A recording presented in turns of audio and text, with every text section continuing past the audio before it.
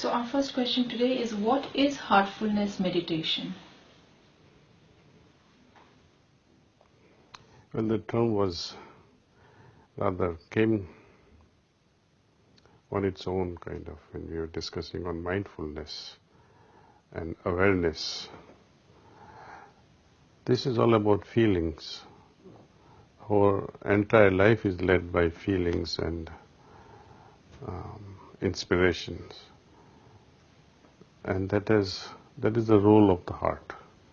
And when we manage to listen to the feelings and capture the inspirations that comes from within, I think we can master our life by listening to heart again and again.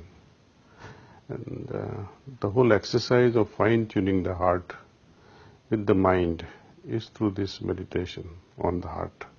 That's why we call this process heartfulness meditation.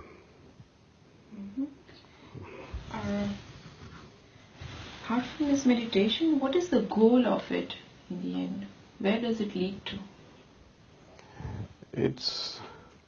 I think goals are set not by the process or by God.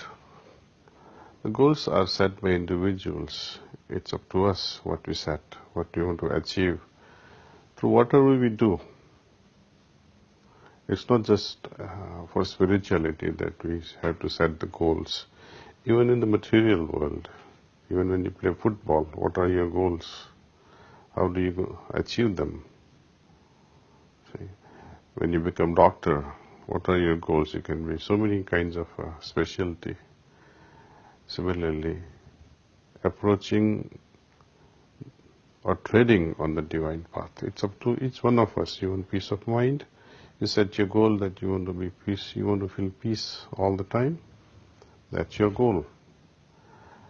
Some people say, I would like to have much more than that. I like to feel liberated from within. That is that person's goal. Another person would say, I would like to achieve and feel the universal consciousness. That is that person's goal. So goal is, I think, individually driven. Even if someone says, let this be your goal, it is still a futile establishment. I must have my own goal based on my heart's signals. Mm-hmm. And what is the origin of heartfulness? Does it affiliate to any religious tradition or spiritual tradition as such? No, not really. It has no affiliation with anything in the world as far as these religions are concerned. Though in every religion, heart plays a major role. When I approach a particular deity or approach my own belief in the system of any sort, my heart has to be convinced in whatever I do. Even when I play chess game, when I make a move, my heart has to be convinced before I make a move. When I play music, my heart has to be convinced to play each note. Each decision that I make, my heart has to be convinced before I make that decision. And religion or science has nothing to do with the games of the heart. Heart is the most mysterious thing and most beautiful thing that we can have. This means anybody from any tradition can practice heartfulness and carry on. Surely. Great. How do you think, is there any representative or leader who is teaching this meditation as such in the world? Well, yes. But I would not focus on the teacher at the moment. I would focus more on the process. Because however the best teacher may be in the whole world, if the student is not ready for it, if the heart is not ready for it, what is the use of the teacher? So, I recommend that let's proceed with this heartfulness process.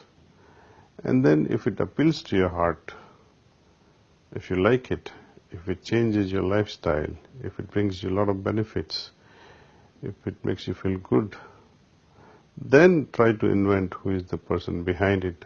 Then it is important to know who the person is. So you're talking about the process. What, Kamlesh, is the process of this meditation? How is it actually done, heartfulness? We give the process, we recommend the method first, that this is a method, and it goes like this. You gently sit and relax with your eyes very softly closed. Think of the presence of the source of divine light, or source of the light within the heart. That's all. Stay on this one idea and go ahead with this one idea as long as you can sit. After a few days of practice like this, if you like to meditate with a companion or a preceptor or a guide, or you like to meditate, for example, through the help of transmission, you can make a request. Now you will be able to see the difference between the meditation done without transmission and meditation with transmission. You compare and you decide which is good for you. What is exactly transmission that you're speaking about, sir?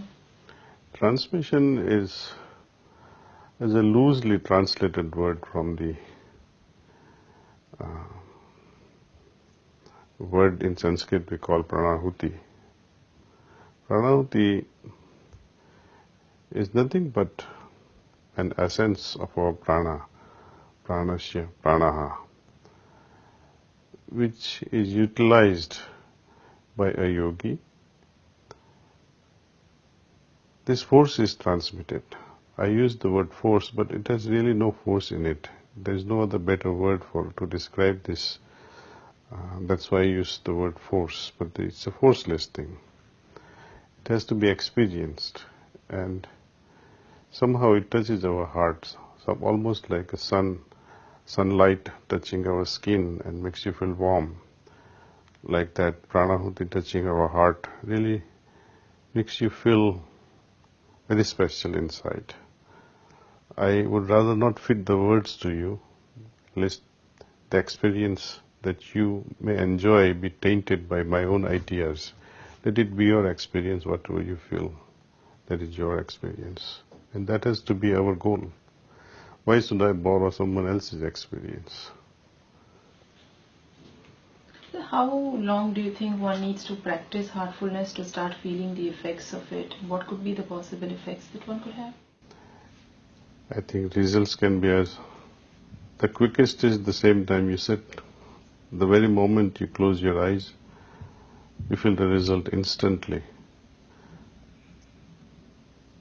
I don't think you have to wait for eternity or 10 years or 5 years or after death or next day. The effect will be felt instantaneously, right then and there. I close my eyes and I feel it. It's like sunlight. I give you a very precise example. When you expose yourself to sun, you feel the warmth. When you expose yourselves to this pranahuti while meditating, you'll feel the effect of pranahuti instantly. Mm-hmm. A question like today's lifestyle is very busy, people don't have time. Now, heartfulness meditation requires at least 30 minutes, like you're saying. So, how to find that time in a day of hectic lifestyle stress? Stressful lifestyle, if we can create a stressful lifestyle, I think we also have the choice of creating calmer lifestyle. Choice is ours. If you want to feel peaceful, if you want to feel calm, we'll have to adopt it. Even if it takes, why not even an hour to achieve 23 hours of a good day. It's a good investment in my time. If you want to, the choice is yours. Could you speak to us a little bit about your experience of this heartfulness meditation? How did you come to work on this, and what do you feel about it? Well, I started almost like a joke actually, this whole meditation. One of my friend at will was able to dim or intensify the light, and it was very impressive.